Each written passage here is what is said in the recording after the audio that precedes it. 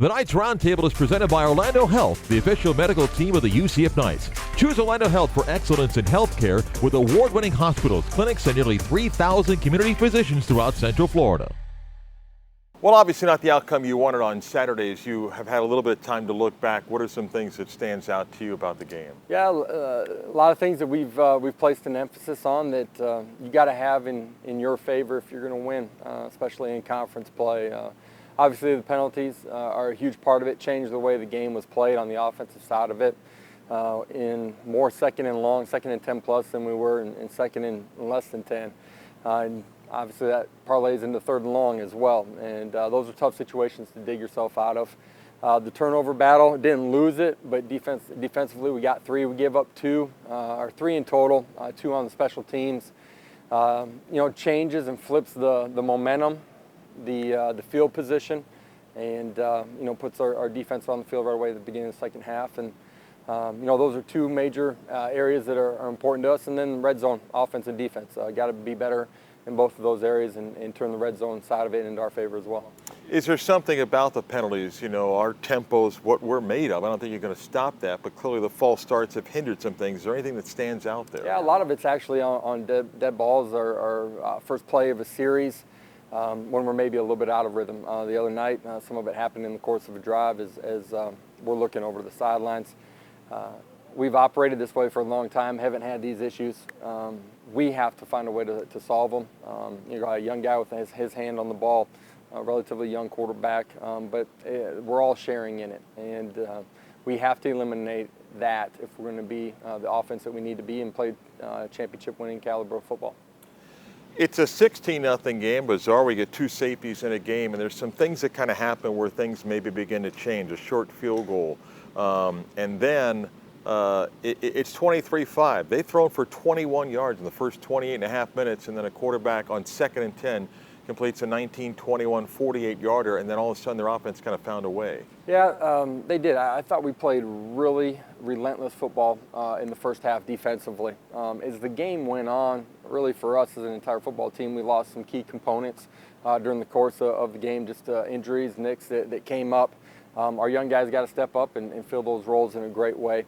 At the end of the day, they did. They went on a 2-minute drive and scored right before half. Changed the scoreboard a little bit, but we got an opportunity to come out with the ball at the beginning of the third quarter and answer right back. The turnover flips the field, gives them a possession. Similar to the East Carolina game where we score at the end of the first half and then come out and punch it out right away at the beginning of the third quarter, it changes the landscape of the game. It kind of happened in reverse, and those are things that we can control and do a better job of. Today tastes like a home game, like a huddle.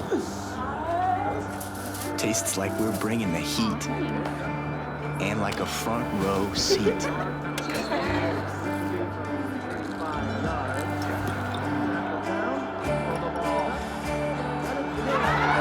Today tastes like we're a team, and it never tasted this good. As you mentioned, start of the second half, a turnover there, and you can kind of see their momentum. And yet, it's a one-possession game, fourth quarter. Everybody deals with injuries, but it seems the pieces put you in a spot where a lot of younger players had to step up at key moments. We did. We've talked about the first couple of weeks, the amount of plays that our young guys have gotten. During the course of this game, they were in primary positions, and some did a really nice job. At the end of the day, collectively, as the 3 phases of the game, football team, we got to do a better job of playing complementary football. And there's going to be ups and downs, ebbs and flows during the course of a game.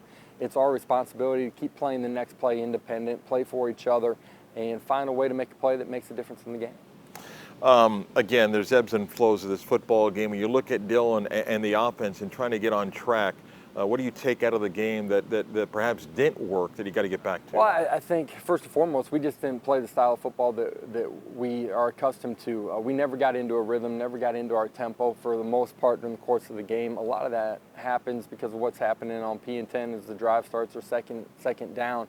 I mentioned earlier in the broadcast here, just we're in more 2nd and 10 pluses than we are 2nd and 9 and less.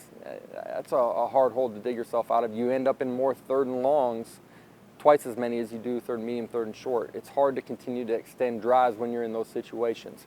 We got to be better on first and second down and play ahead of the sticks.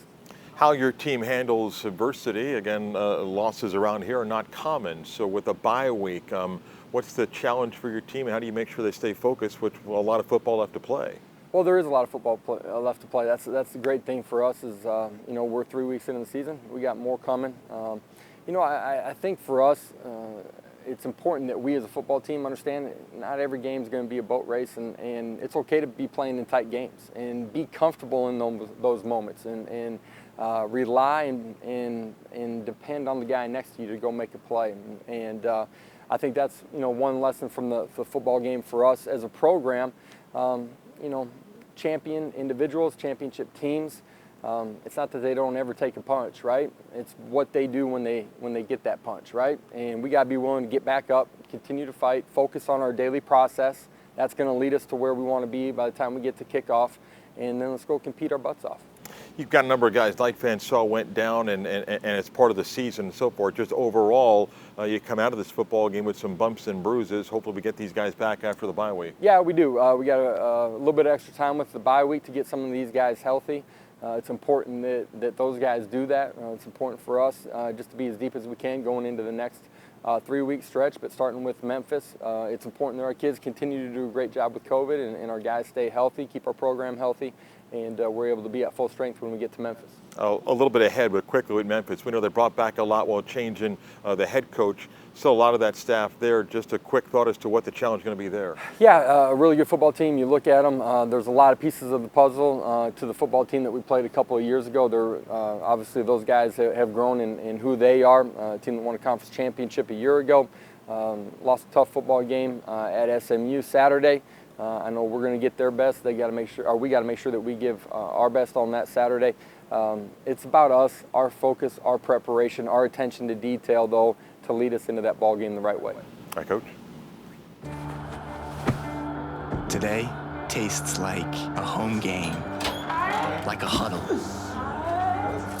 Tastes like we're bringing the heat, and like a front row seat.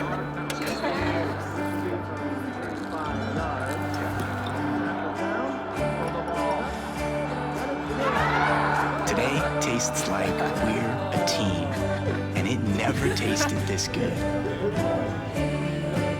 The Knights Roundtable is presented by Orlando Health, the official medical team of the UCF Knights. Choose Orlando Health for excellence in health care with award-winning hospitals, clinics, and nearly 3,000 community physicians throughout Central Florida.